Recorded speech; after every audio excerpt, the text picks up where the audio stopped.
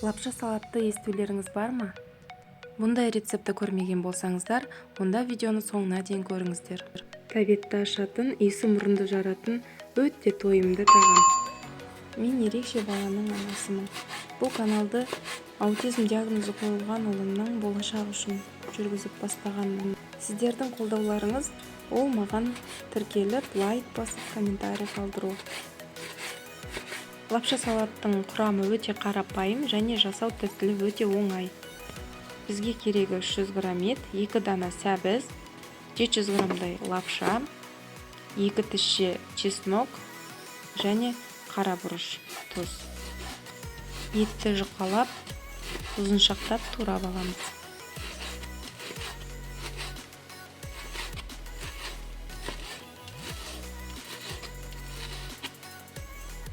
Табаға 100 граммдай май құямыз және етті қуырамыз.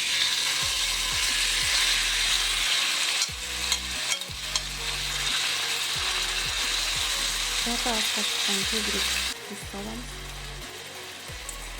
Ет қуырылып болғанша қайнаған суға спагеттиді салып, араластырып, жабылып қалмауын қадағалаймыз.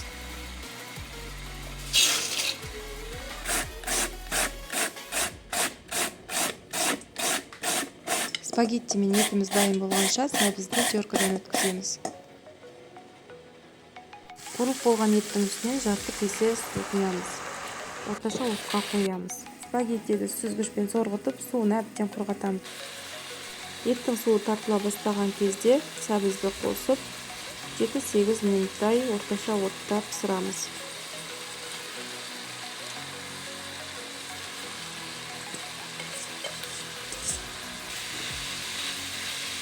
Араластырып, сәбіздің өзінің суы шығып, тартылғанын тосамыз.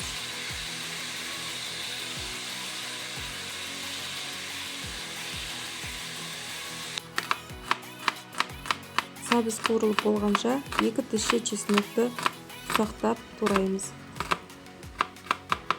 Чеснокты міндетті түрде қосамыз. Чесноксыз бұл салаттың дәмі келіспейді.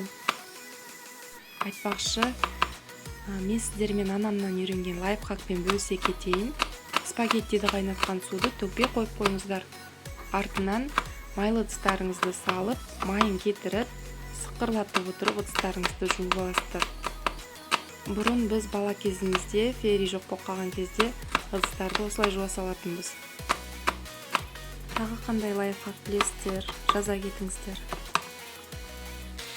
Лапша салатымыз дәмді болып шығу үшін ет пен сәбізіміз әбден қуырылып, суы тартылуы керек. Қуырылып болғаннан кейін бұрыш пенен чесногымызды салып, отты өшіріп қойып қоямыз.